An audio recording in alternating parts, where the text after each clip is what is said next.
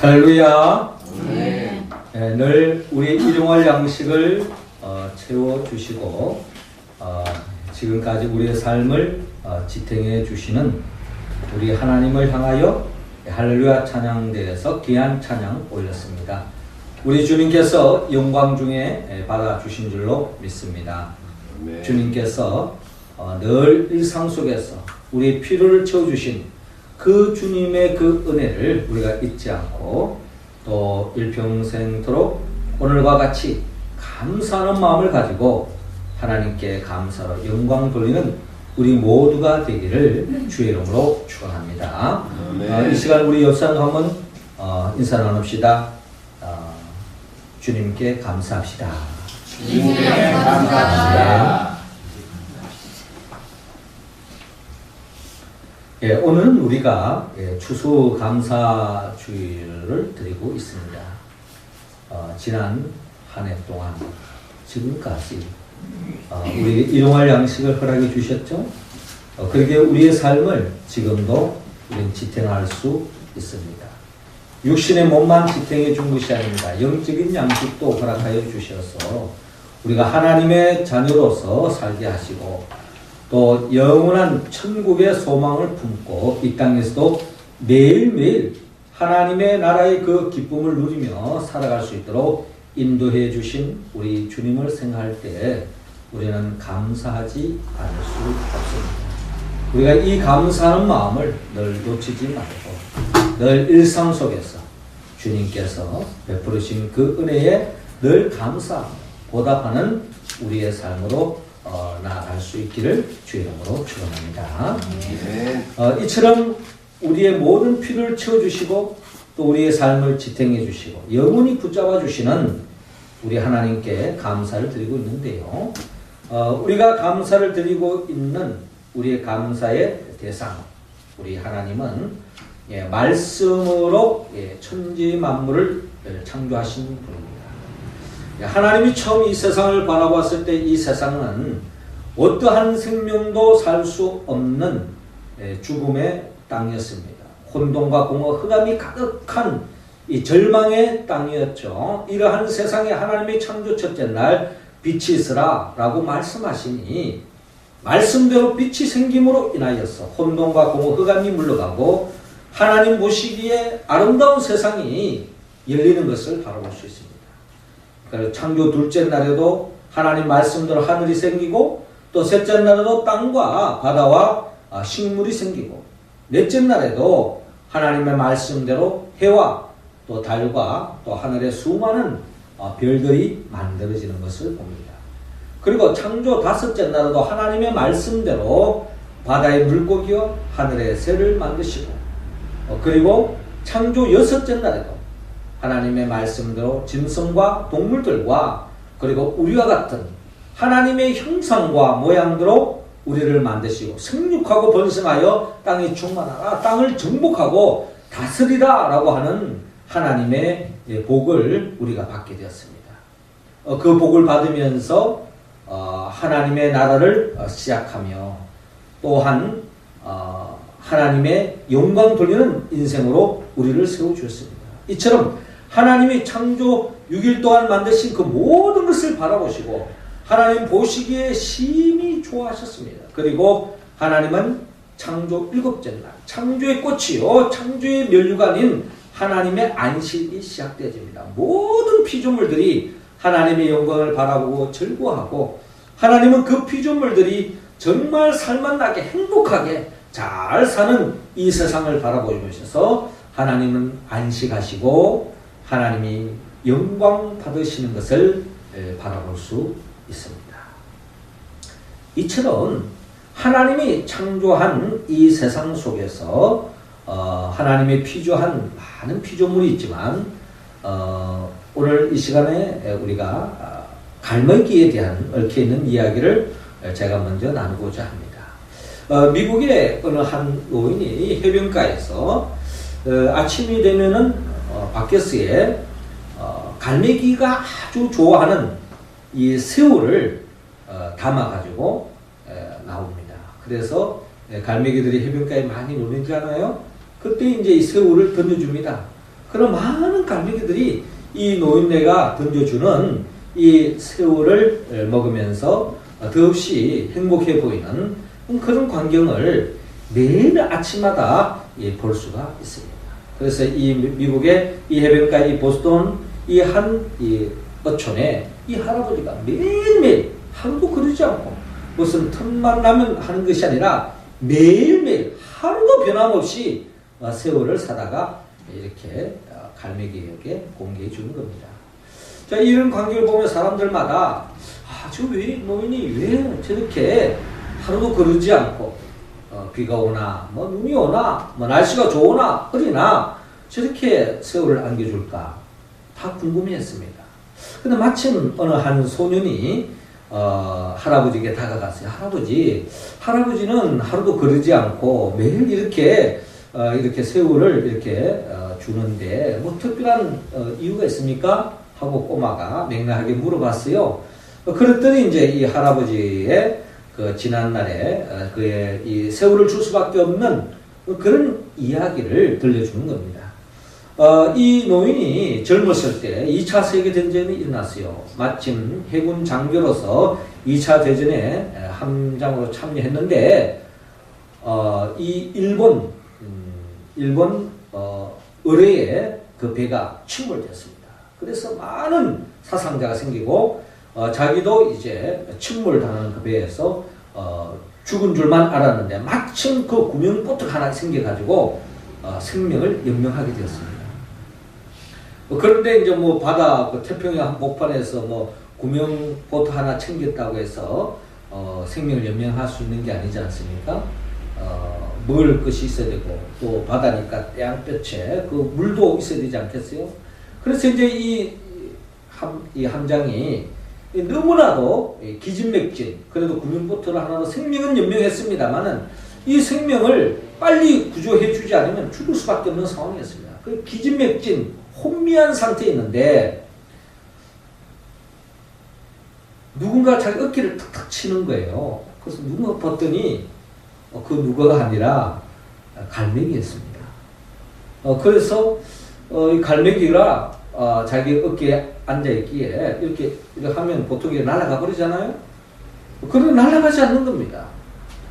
근데 아닌 게 아니라 이제 이때에 이 함장이 완전히 기진맥진해서 며칠 동안 먹지 못하고 마실 물도 없었기 때문에 거의 이제 죽음에 이르게 되는데 이렇게 하면 이제 죽을 수밖에 없습니다. 그럼 문득 생각하기에 하나님이 내 생명을 보존하라고 이동할 양식을 줬다. 뭐 이런 어떤 생각을 갖게 된 거예요. 좀 비참하지만 여러분 생사가 오락가락하는 순간에는 뭐 이거 뭐 그냥 어쩔 수 없는 겁니다. 그래서 그 선장이 이 갈매기를 잡았는데 아는 게 아니라 잡혀주는 거예요. 갈매기가 보통 같은 날아가 볼 수도 있을 텐데 그래서 이 갈매기를 잡아서 먹게 되었습니다. 그 생고기를 뜯어 먹었겠죠. 그래서 목마름을 채우고 또 그 살코기를 통해서 자기 생명이 이제 연명하게 됐습니다. 그런 가운데 며칠을 보내는 가운데 마침 미국 해군에서 구조대가 와가지고 구출되어서 그 죽음의 자리에서 살아났다는 이야기가 있습니다.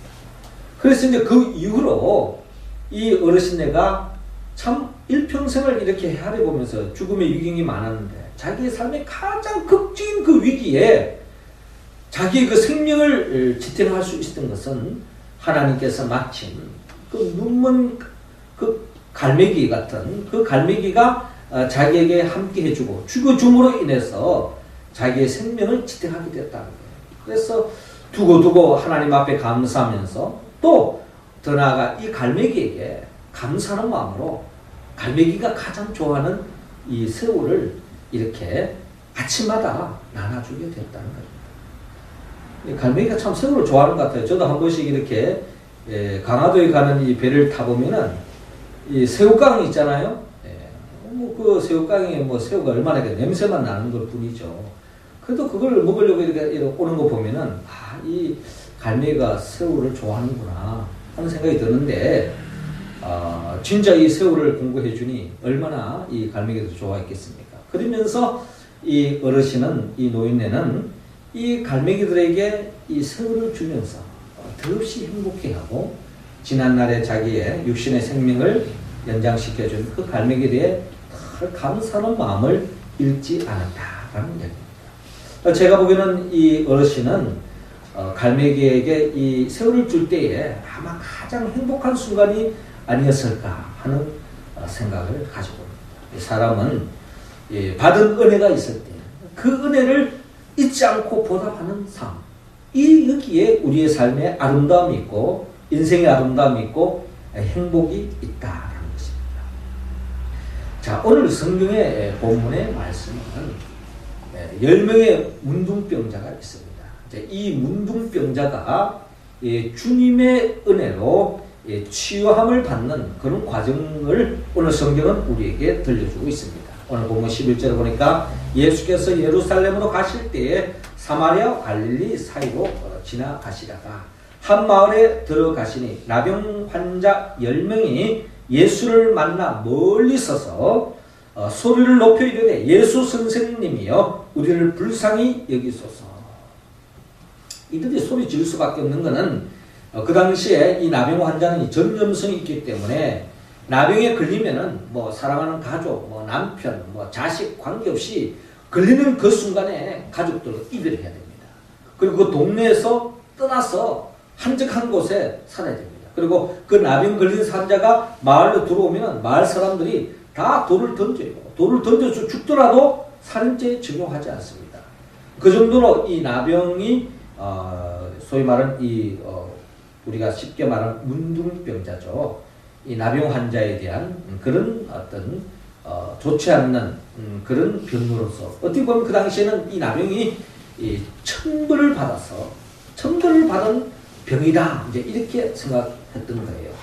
그래서 이제 어떻게 보면 이 10명의 이 문둥병자가 얼마나 참 가족들과의 이별 속에 처참한 나날을 보냈겠습니까? 그러한 가운데 마침 예수님이 지나간다는 소리를 듣고 이 나병 환자들에게도 예수님이 함께 하시고 예수님이 다가가면 어떠한 병도 나을 수 있다고 하는 믿음이 있었던지 목청을 돋구어서 예수 선생님이 우리를 불쌍히 여기소서 하면서 고래고래 고함을 지르는 겁니다. 멀리서 예수님 그 소리를 듣고 그들에게 말합니다. 가서 제사장들에게 너희 몸을 보이라 라고 말씀합니다. 자, 이 말씀에는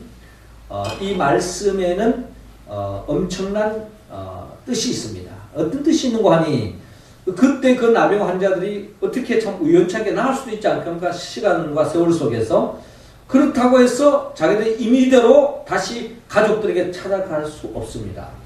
분명히 제사장인데 가서 몸을 검사받고 이 제사장이 오케이 하면 가족들과 마을에 들어갈 수 있는 거지, 제사장이 통과시켜주지 않으면 마을로 들어올 수가 없는 거예요. 그러니까 이 주님께서 가서 제사장들에게 너희 몸을 보이라 하는 이 말에는 이미 예수님께서 믿음으로 가서 검사를 받아라는 거죠. 그 믿음으로 갔을 때 나을 수 있다라고 하는 전제가 깔려 있습니다.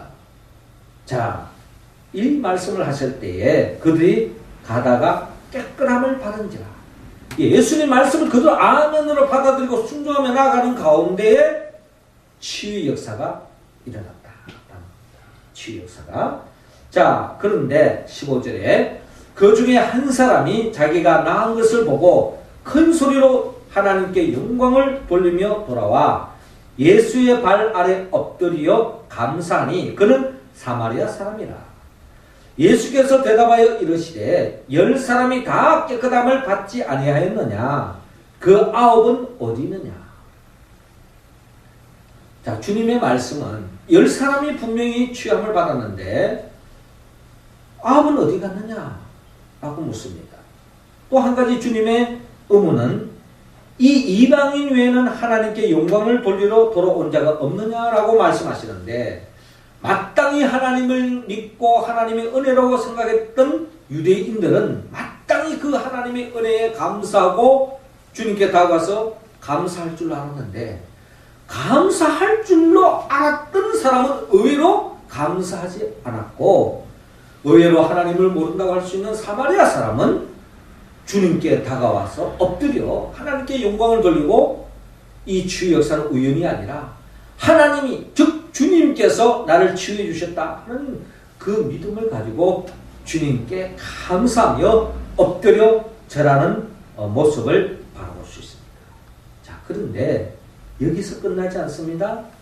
이때에 주님께서 그 감사하지 않는 아홉에 대한 섭섭한 마음도 없지 않아 있었지만 무엇보다도 감사로 온 이 사마리아 이 한 사람에게 주목하시면서 주님께서 축복의 말씀을 하시는데 그에게 이르시되 일어나 가라 내 믿음이 너를 구원하였느니라 라고 말씀하고 있습니다.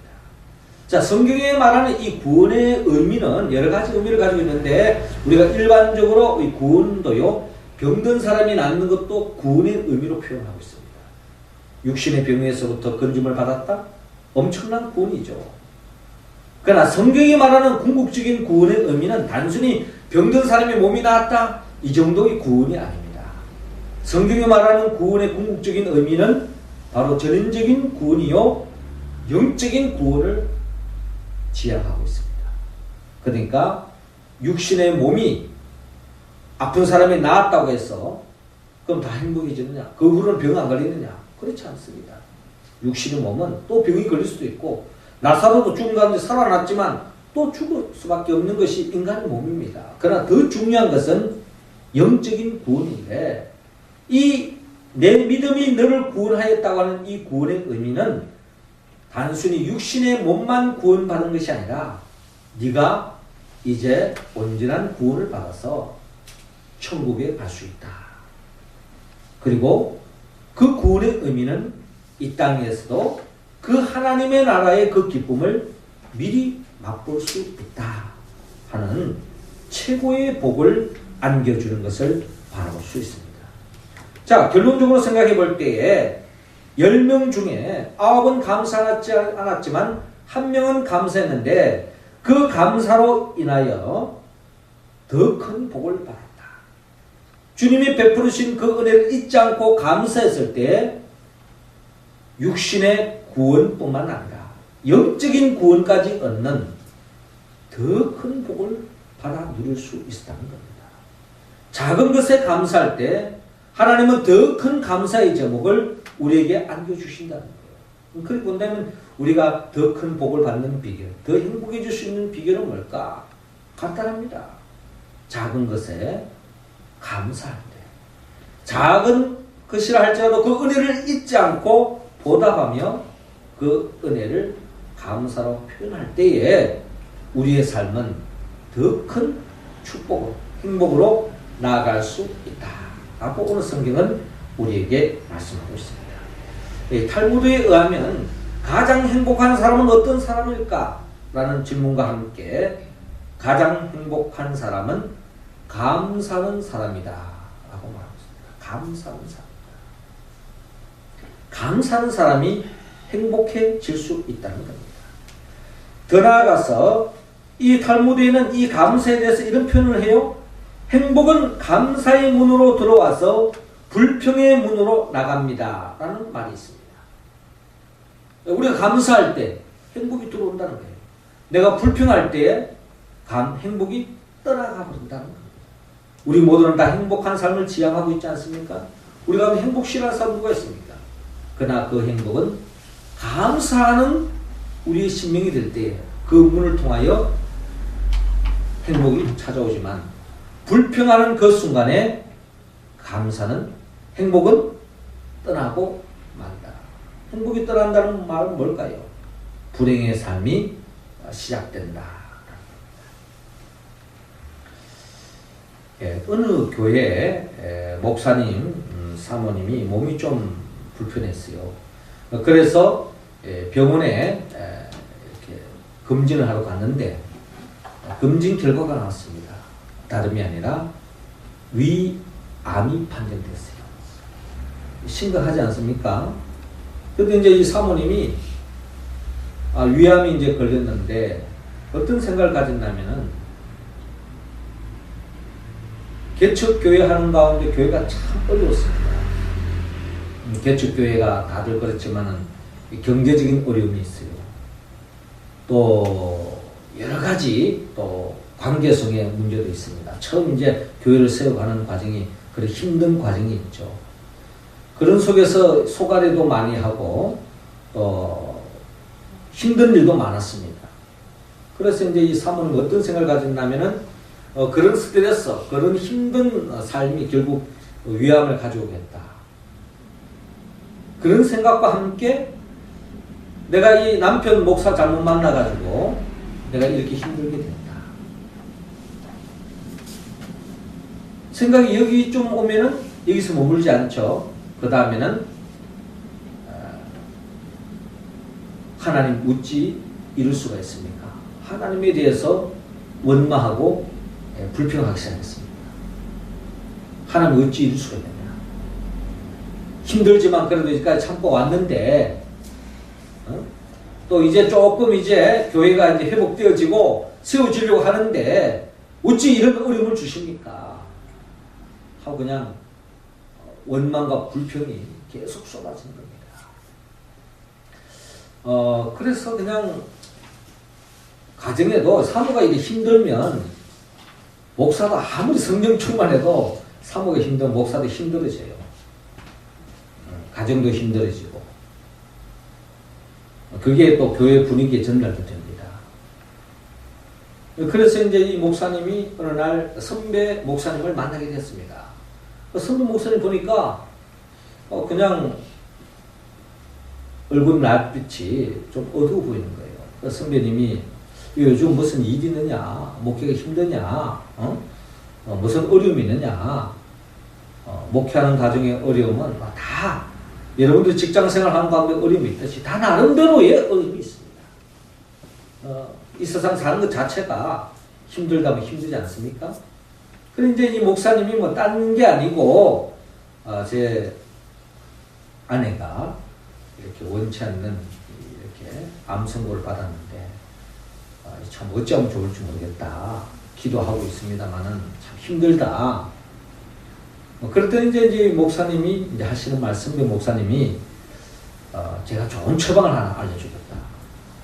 다름이 아니고 문방구에 가서 좋은 이쁜 노트를 하나 사가지고 사모님에게 안겨주면서 일상생활 속에서 지나온 삶 속에 작은 일이라도 감사할 제목을 감사 제목을 좀 적어봐라. 또 일상생활 속에서 작은 일이라도 감사를 적으라는 것입니다.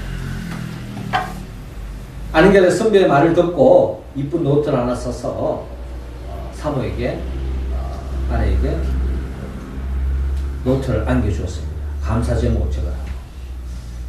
여러분 이렇게 이쁜 노트를 전해준다고 해서 감사 제목이 적어질까요? 예. 10중 8구 다들 그냥 더 그냥 약 올리느냐 뭐 이런 식으로 대하는 경우가 많아요. 사모를 할지라도. 저도 병이 걸려있는데 누가 제가 노트 한 번 주면서 감사 제목 좀 적어보세요 하면 저도 그냥 누구 약 올리느냐 이렇게 대할 수도 있을지도 몰라요. 아는 게 아니라 그 사모도 그런 마음이었습니다. 노트를 받았지만 그냥 저쪽에 책임없고 그냥 원망에 하루하루를 보내면서 투병생활을 하고 있는데 또 돌이켜 또 생각해보니 또 삶의 어떤 시한부를 이렇게 들어가면 또 생각이 또 여러 가지 바뀌지 않습니까? 나름대로의 어떤 하나님께서 내가 그동안 베풀으신 그 은혜, 감사 그런 작은 데서 한번 적기 시작했습니다. 그게 아닌 게 아니라 적기 시작하니까 막 노트를 꽉 채울 정도로 감사가 계속 나오는 거예요. 그런데 놀라운 일이 벌어졌습니다.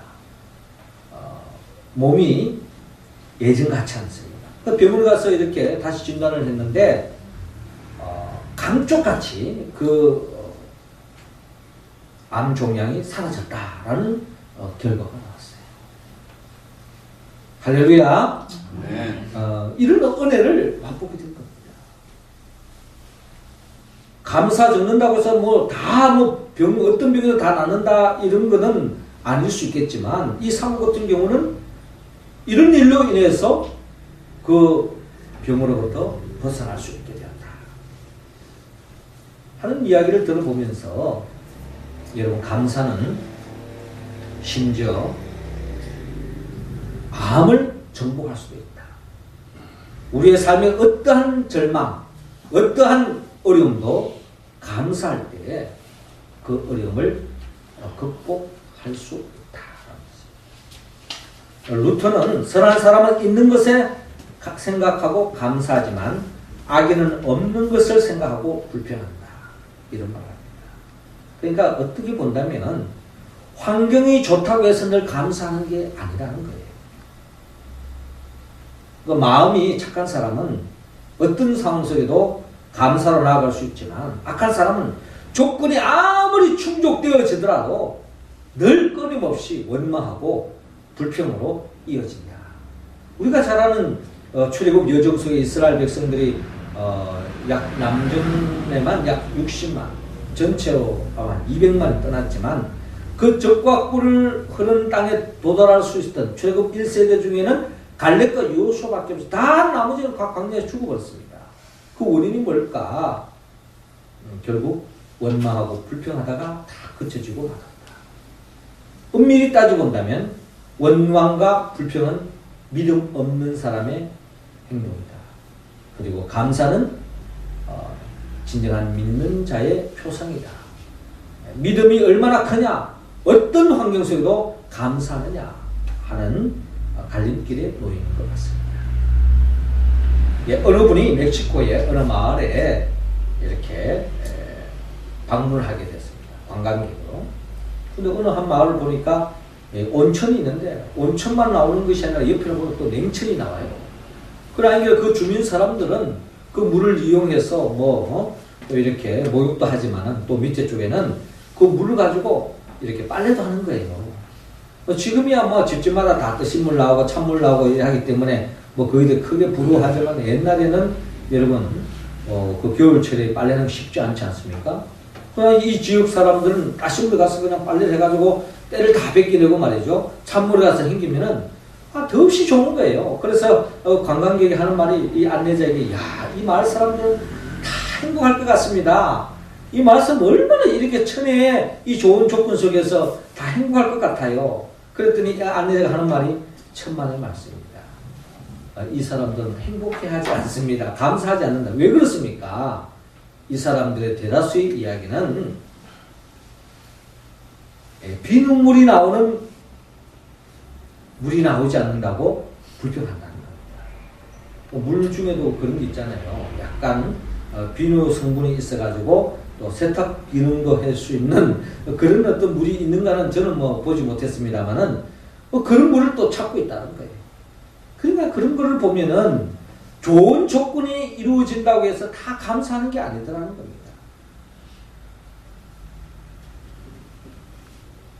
제가 제일 좋아하는 스펄전 목사님의 말씀 중에 이런 이야기가 있어요. 반딧불에 감사하는 자에게 하나님은 반드시 별빛을 안겨주시고 별빛에도 감사하는 자에게 하나님은 달빛을 안겨주시고 달빛에도 감사하는 자에게 하나님은 태양빛을 안겨주시고 태양빛에 감사하는 자에게 하나님은 이 세상 그 어떤 빛과 비교할 수 없는 하나님의 영광의 빛을 안겨주신다 라고 말씀한 바가 있습니다. 참 그런 것 같아요. 우리가 작은 것에 감사할 때 더 우리의 감사 제목은 더 커질 수밖에 없습니다. 반대로 작은 데서부터 불평할 때 그런 사람은 큰 것에 불평하면 당연하겠죠. 그럼 끊임없는 슬픔으로 불행으로 이어진다는 겁니다. 작은 것에 감사하는 사람, 이 사람이 천국을 침노하는 자요 하나님의 더 큰 복을 받아 누릴 수 있다는 것입니다.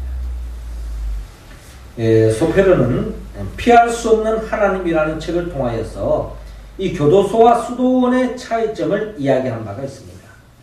이 교도소와 수도원의 차이점은 한마디로 불평과 감사에 있다고 이야기한 바가 있습니다.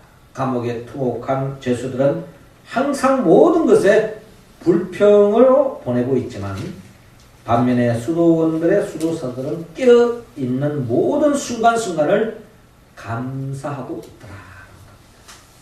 그러나 여러분, 감옥에 있다고 다 불평하는 게 아니에요. 비록 몸은 감옥에 있다 할지라도 그 속에서 감사한다면 그 사람은 수도원과 같은, 천국과 같은 수도원 생활을 하고 있는 것과 다름이 없을 것이고, 비록 몸은 수도원에 있지만 늘 불평하는 사람은 지옥과 같은 감옥 생활하는 사람과 다름이 없다. 윌리엄 로는 최대의 승자는 고행, 금욕이 아니라 어떤 환경에도 감사하는 것이다. 어떤 환경에도 감사한다. 우리 믿음의 선배 사도 바울은 풍부의 자랑, 빈곤의 자랑, 어떤 형편에도 자족하는 비결을 깨달았노라 라고 고백하지 않았습니까? 우리가 본받아야 할 점이죠. 그러기에 사도 바울은 데살로니가전서 5장 16절에서 18절을 통하여 항상 기뻐하라, 쉬지 말고 기도하라, 범사에 감사하라. 이는 그리스도 예수 안에서 너희를 향하신 하나님의 뜻이니라.